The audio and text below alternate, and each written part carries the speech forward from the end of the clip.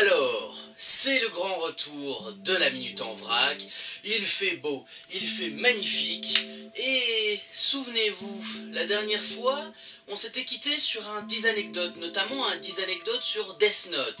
Eh bien, reprenons avec un 10 anecdotes, mais cette fois-ci sur l'animé de Nisekoi. Bah oui, quoi, quand même. Je ne vous le cache pas, étant un grand amateur de cet animé, j'avais quand même envie de vous en parler. Et puis, vous le voyez ici, hein, les 14 petits tomes de Nisekoi prouvent eh bien, que j'avais envie de discuter de cet animé en votre douce et chaleureuse compagnie. Bon, on y va, l'intro est bien trop longue.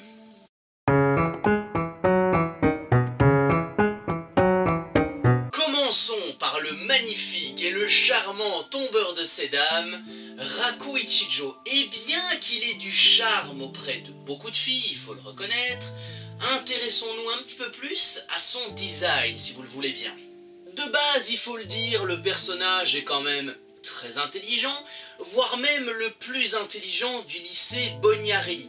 Et dans une œuvre originale, eh bien, il avait les cheveux de couleur noire, ce qui n'est pas du tout le cas dans l'animé, puisque dans ses cheveux, on a quelques petites nuances de bleu, voilà.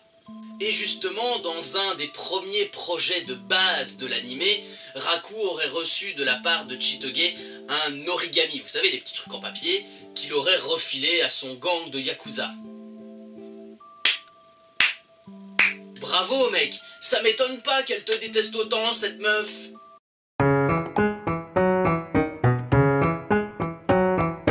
Ah, pour beaucoup d'entre vous, et pour moi aussi, hein, certainement, je tiens à le dire, Haru Onodera est clairement un second souffle, une nouvelle jeunesse, dans une saison 2 de Nisekoi assez pauvre, il faut le dire. Enfin, pour du moins l'animé, hein, le manga, non, c'est pas le cas. Dû à son petit intérêt, sa petite préoccupation pour le fameux livre d'enfance d'Onodera, Haru a longtemps été considérée comme une des filles potentielles, je vais dire, pour épouser Raku, ce qui au final, bien sûr, n'est pas le cas, hein, vous vous en doutez bien, enfin, pour ceux qui ont continué l'histoire, bordel. Et pourtant, je trouve que ça aurait été assez cocasse, voire assez amusant, de voir la petite sœur d'Onodera mêlée à cette promesse, hein. Vous imaginez la bataille entre les deux sœurs? Voilà, putain, ça aurait fait des dégâts, excusez-moi, mais c'est vrai, hein.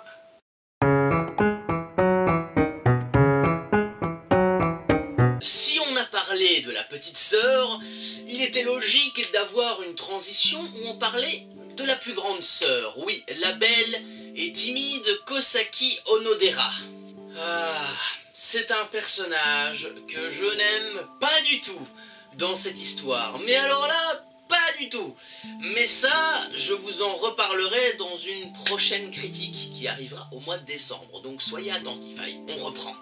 Alors, le but de cette anecdote, c'est justement de vous dire que la doubleuse japonaise de Kosaki, Kana Anazawa, a longtemps doublé, par le passé bien sûr, des personnages ayant porté le nom de Ruri ou encore de Tachibana.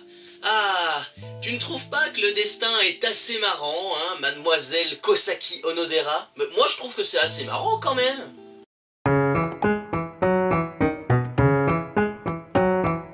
Ah, la mère de Chitoge est tellement belle. Mais elle est encore plus effrayante que sa fille, croyez-moi. Oh, ça fait peur, j'en ai des frissons.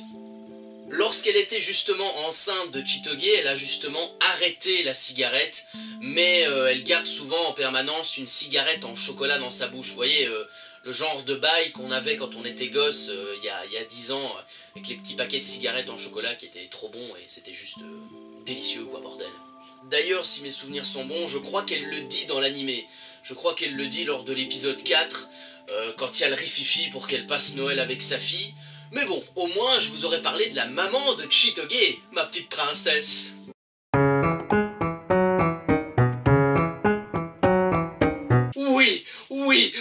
Oui, il était grand temps que je parle de ma petite princesse blonde, ma princesse chérie dans ces 10 anecdotes. Il fallait qu'elle y soit les gars, je suis désolé, il fallait qu'elle y soit la belle Chitoge. On a beau dire tout ce qu'on veut sur ce personnage, c'est un des personnages les plus importants dans l'histoire, autant au niveau de son caractère qu'au niveau de son développement, mais il faut parler plus en détail de son petit ruban. Oui, vous voyez là, le petit ruban rouge là. Bah oui, parce que c'est finalement triste à dire, mais à la base, le ruban rouge de Chitoge ne devait pas avoir une si grande importance. Enfin, quand je dis une si grande importance, vous me comprenez, dans l'histoire, il est assez important puisqu'il sert comme des petites oreilles de lapin qui écoutent un petit peu de droite à gauche ou quand il y a un danger, vous voyez, enfin, vous me comprenez quoi, vous avez vu l'animé. Donc retenez juste bien qu'à la base, le ruban ne devait pas être important au niveau du personnage, mais au final, dans l'animé et dans les mangas, eh bien on l'a utilisé comme un accessoire, comme une troisième oreille si vous voulez. Mais rassure-toi, ce ruban te rend encore plus belle, ma petite Chitoge.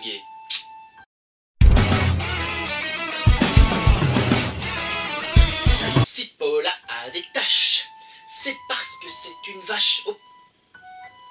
Excusez-moi. Ouf, oh la gêne, excusez-moi, je crois que je me suis trompé de Paula. Ah oui, on va parler de Paula McCoy. Ah oui, pas la Paula du yaourt, hein. C'est bien ça, qu'on se comprenne bien. Hein? On a beau dire tout ce qu'on veut, et non, ce n'est pas une phrase pédophile, eh bien, la petite Paula est quand même assez mignonne dans l'animé de Nisekoi, même si elle a quand même une étrange phobie, et c'est une phobie comme les autres, elle souffre de vaccinophobie.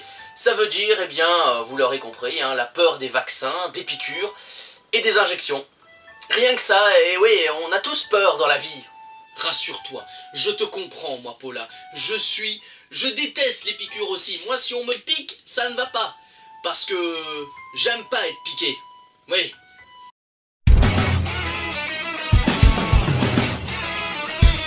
Pour tous ceux et pour toutes celles qui suivent ou qui ont suivi l'animé de Nisekoi, Seiichiro Tsugumi a été présenté dans l'histoire comme un garçon manqué, que ça soit par son apparence ou encore avec sa manière d'agir. On est bien d'accord.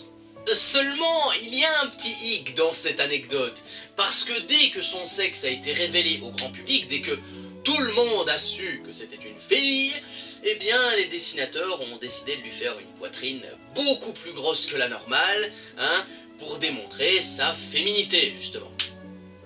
Bah, si je peux donner mon avis, je trouve que c'était une belle initiative, c'est même bien pensé, parce que, il faut dire, la vérité, Tsugumi en a une belle paire. Désolé, c'était malsain, c'est vrai. On passe à la suivante, merci.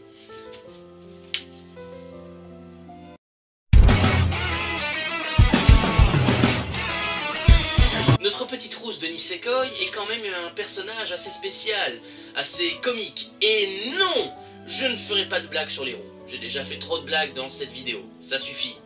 Comme tout le monde le sait, lorsqu'elle est en colère, elle prend un accent à couper au couteau, un accent de charretier, presque à parler comme une camionneuse quand elle s'énerve. Et il faut le dire, c'est vrai. Ce qui n'est pas du tout digne d'une fille de bonne famille, n'est-ce pas, Marika Tachibana? Ça ne va pas, je n'aime pas que tu parles comme ça. Et justement, au fil de l'animé, elle a essayé de ne plus du tout parler comme ça, parce que ça ne faisait justement pas fille de bonne famille. Bon, moi pour être franc, j'aimais bien quand elle parlait comme un charretier, c'était assez comique et c'était assez drôle à voir, il faut le dire.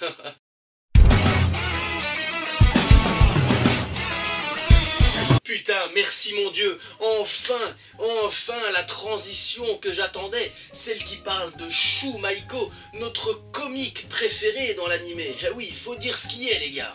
Et pour être franc, dans l'animé de Nisekoi, c'est un personnage que j'adore. Sincèrement, j'adore ce personnage.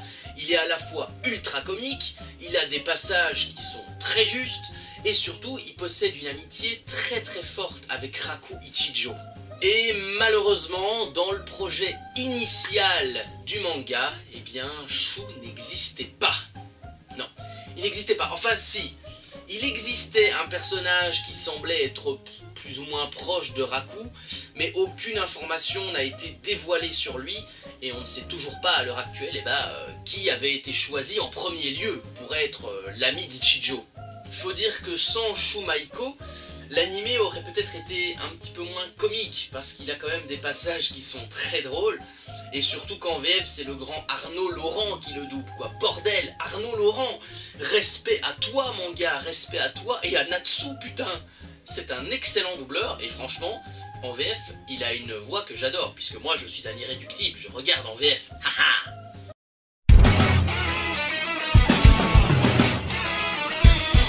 Pour finir en beauté cet épisode, j'étais obligé de parler du binoclard, comme on l'appelle, ou pour les intimes, c'est Claude, voilà, le garde du corps de Chitoge. Enfin, il se dit garde du corps favori de Chitoge, mais je ne pense pas. Non, pas possible.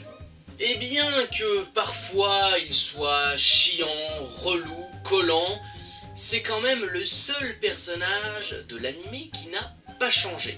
Que ça soit au niveau de son design, au niveau de son caractère, au niveau de ses ambitions, il n'a pas changé du tout dans l'anime. C'est quand même pour vous dire, donc il a beau être chiant, le gars il est resté le même pour l'instant jusqu'à 2 saisons, voire 3 s'il y en a une, mais on espère tous ce genre de choses.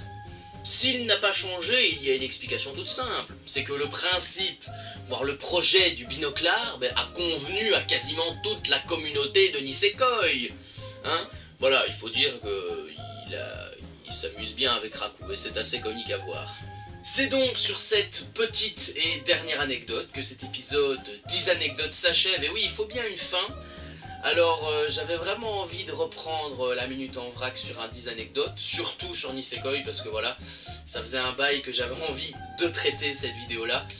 Maintenant que c'est fait, vous savez ce qu'il vous reste à faire. Vous pouvez vous abonner à la chaîne, déjà de 1, c'est une première chose.